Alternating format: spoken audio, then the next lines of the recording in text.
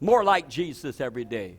Set apart, consecrated, separated to where he can manifest his glory. And so when you open your mouth, it's not you talking, it's God talking. I remember I was back, it was probably about 2005. I mean, I was just going for God. If you'd asked me what was going on in the world, I had no idea. If you'd asked me who was maybe even in the White House, maybe I wouldn't have known. I was just going after God. And I mean, God was showing up, and we had amazing miracles happening. And I was out at a church in Minneapolis, Minnesota. And I'm preaching for this guy. And he had two churches, one right downtown and out there in the suburb. And the one in the suburb, he probably had about 140 people. And I had never preached for him, Bill Aragoni. And I remember I was supposed to preach at his church downtown. And so all I had time to do was to preach in his church. And my kids were going to be waiting in the truck. We had a fifth-wheel trailer parked at a camping site. And I was going to run out the door when I got done preaching for about 45 minutes, get in the truck, head down there and get there just in time to preach. And so, but as I'm preaching, and I had been seeking God, and just, I was becoming a vessel meet for the master's use. It says, for brethren, we are debtors not to the flesh to live after the flesh. For if you live after the flesh, you shall die. But if you through the Spirit do mortify the deeds of the body, he said, you'll live.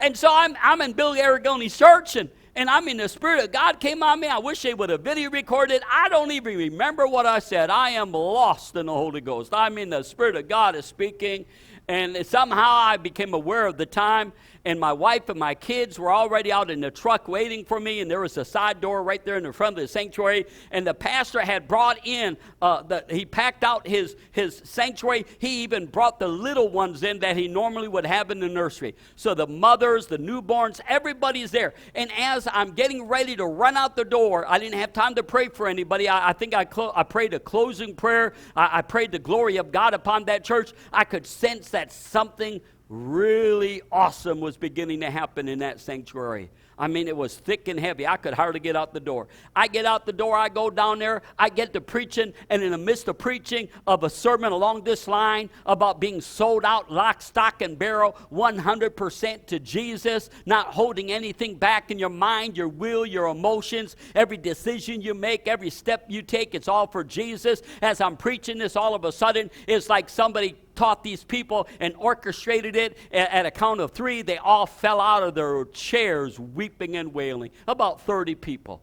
They fell out of their chairs weeping and wailing and crying. Well, why would God show up in your service like that, Pastor Mike? Because I had come to a place of sanctification. I had come to a place of separation. I had come to a place where I was His and His alone in that time. But I realized, see, I wish I could say you could live there. And Jesus lived there 100% all the time.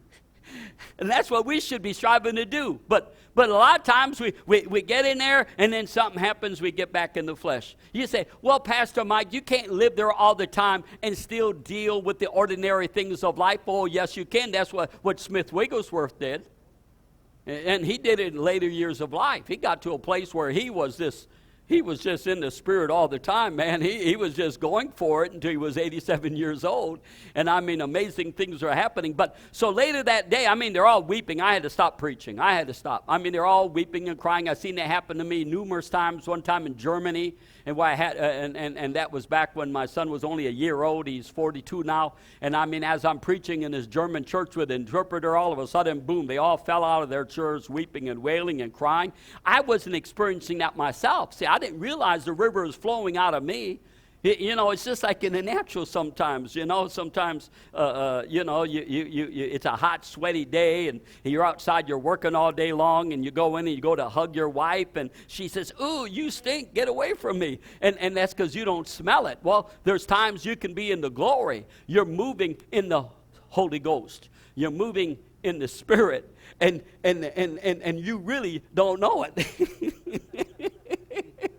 Other people know it, but you just don't know it. It just becomes a natural place. So anyways, later that day, Bill Aragoni calls me up about maybe 3 o'clock in the afternoon.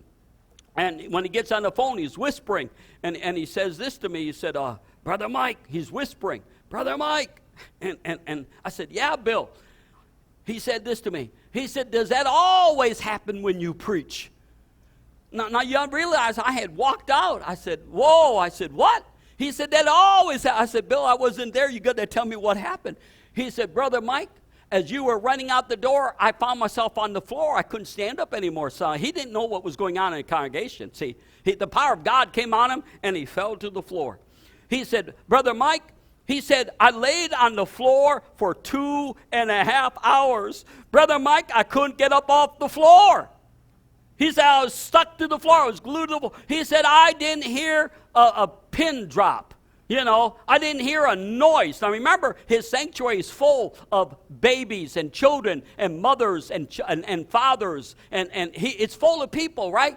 He said, I thought everybody left. He said, when I was found, after 2.5 hours, he said, I was able to crawl my way up and get off the floor. He said, everybody was still there, and they were all laid out under the power of God. Woo, for 2.5 hours. The glory of God. Now, you'd think they'd be excited.